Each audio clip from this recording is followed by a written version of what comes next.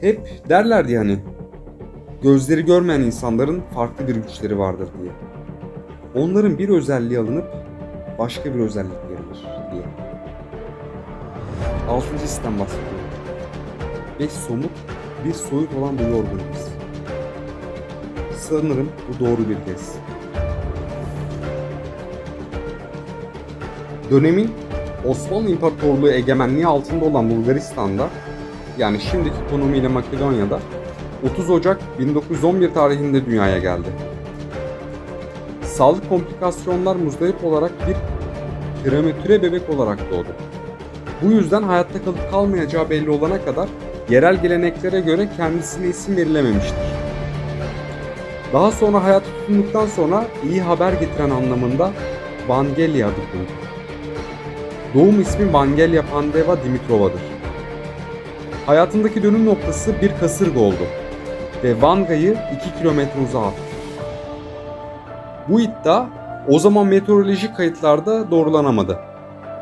Vanga bulunduğunda gözleri kum ve toz ile kaplıydı. Bu yüzden şiddetli ağrıları nedeniyle gözleri açılamadı. Hiçbir iyileştirme çabaları olumlu sonuç vermedi. Az bir para ile sadece kısmi bir operasyon yapıldı. Bu yüzden tekrar görebilmesi mümkün olmadı. 1925 yılında Vanga, Zemun kentinde Körler Okulu'nda 3 yıl geçirdi. Bu süre zarfında Braille alfabesi, yani Körler alfabesi okuması öğretildi. Piyano çalmasının yanı sıra örgü örme, yemek ve temizlik işleri yaptı. Vanga, önceki yıllarda oldukça sağlıklıydı. Ancak 1939 yılında florezi hastalığına, yani akciğer rahatsızlığına yakalandı. Doktorun görüşüne göre çok uzun bir ömrü yoktu. Yakında ölecekti. Doktorun onu çok genç yaşta ölmesiyle ilgili yanlış görüşlerine rağmen son derece hızlı bir şekilde iyileşti. İkinci Dünya Savaşı'nın başında 1941 yılında Vanga'nın paranormal yetenekleri iyice ortaya çıkar. Bundan sonra Vanga, insanlara her türlü sorunlarıyla ilgili bilgi vermeye başlamıştır. Kaybolan bir eşya veya evcil bir hayvanın yerini söylemekte, hastalıklarla ilgili şifalı otları tavsiye etmekte, insanlara savaşın o zor günlerinde ihtiyaç duydukları optimizmi ve inancı aşılamakta ve en önemlisi ise evine gelen kimseyi geri çevirmemektedir. Vanga'nın kahinliği 1967 yılında devlet tarafından meşrulaştırılır ve kendisi belediye hizmetine alınır. Kalabalıkla başa çıkması ve de rahatsız edilmemesi için özel görevliler tayin edilir. Belediye tarafından her gün görüşmek isteyene sıra verilir. 1941-1996 yılları arasında ünlü kahini ziyarete gelenlerin sayısı oldukça fazladır. Bu konudaki tahmini rakamlar kesin olmamakla beraber 300 bin ila 1 milyon arasındadır. Baba Vanga, Bulgaristan'da 1989 yılında devrilen eski komünist diktatör Todor Zhirkov, çok sayıda devlet adamını kehanetleriyle etkiledi. Baba Vanga, İkinci Dünya Savaşı sırasında Nazi lideri Adolf Hitler tarafından bizzat ziyaret edilir. Rus gizli servisi KGB'nin bile tavsiyeler aldığı söyleniyor.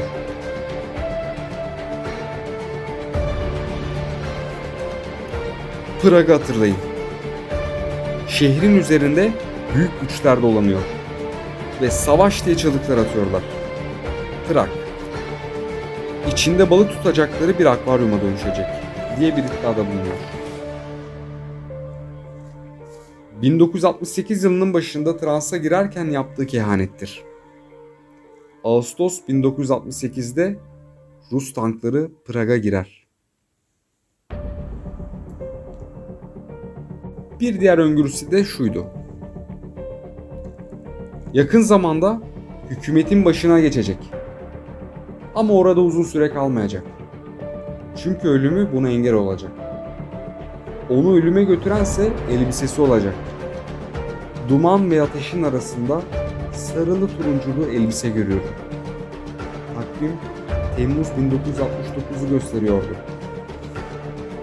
31 Ekim 1984 günü bir İngiliz televizyon kanalı için ünlü yazar Peter Ustinov ile röportaj çekimi için hazırlanan Indira Priyadarshini Gandhi, o gün estetik kaygılarla kurşun geçirmez yeleğini giymekten vazgeçmiştir. Indira Gandhi, Hindistan'da 2 defa başbakanlık yapmış, Hindistan tarihinin tek kadın lideridir. Ekranda daha iyi görüneceğini düşündüğü safran rengi bir elbise seçer. Başbakanlık konutunu ofisine bağlayan yolda 2 koruması tarafından ateş edilerek vahşi bir şekilde öldürülür. Indira Gandhi, bugün müzede sergilenen bu elbiseden dolayı kurşun geçirmez yelek giymekten vazgeçmişti.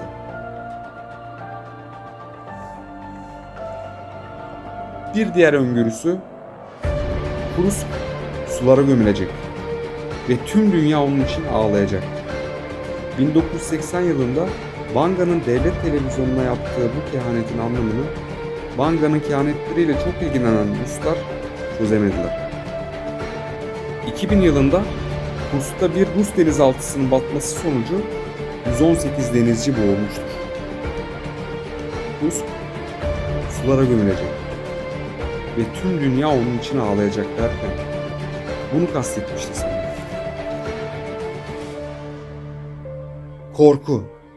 Korku. 2 Amerikan kardeş çelik kuşlar tarafından düşürülecek. Kurtlar çalılarda olur ve suçsuzların kanları deve gibi akar. Bu sözlerde ikiz kulelere saldırı olacağını gösteriyordu. Ve öyle de oldu. 11 Eylül olayları. Tarih 2001. Bir gün Amerika'da beyaz ev siyah olacak. Okyanusun ötesindeki siyah insanlar da beyaz. Bu sözler Amerika'nın başına ilk siyahi liderin gelebileceği anlamına gelebilir miydi? Evet, tam da böyle oldu. Amerika tarihinde ilk defa siyahi bir liderle tanıştı. Obama başkan oldu. İnsanlık korkunç felaketler yaşayacak. Çok büyük olaylar olacak. İnsanların bilinci de değişme aşamasında olacak. Güç zamanlar gelecek ve insanlar aralarında dini gruplara bölünecekler. En son dünyaya en eski öğreti gelecek. Bu yakında mı olacak diye soruyorlar. Hayır. Yakın zamanda değil. Henüz Suriye işgal edilmedi. Suriye. Gazeteci Svetlo Dukadinov'un beyanına göre Banga'nın bu kehaneti 1992 yılında yapıldı. Birkaç yıl sonra ne olacağını biliyor musunuz? Depremler, yangınlar, seller, felaketler. Bunlardan dolayı çok fazla insan hayatını kaybedecek. Her yerde savaşacaklar. Tüm insanlar bir kübe girecek. Nüfus azalacak, mallar bulunmayacak, ağaçlar yok olacak. Koyun, dana, keçi eti yenilemeyecek. Siz her şeyle oynuyorsunuz ve yaklaşan sefaleti görmüyorsunuz. İnsanlar çıplak ve aç dolaşacaklar. Vanga bu kehanetini 1995 yazında ölmeden 1 yıl önce söylemiştir.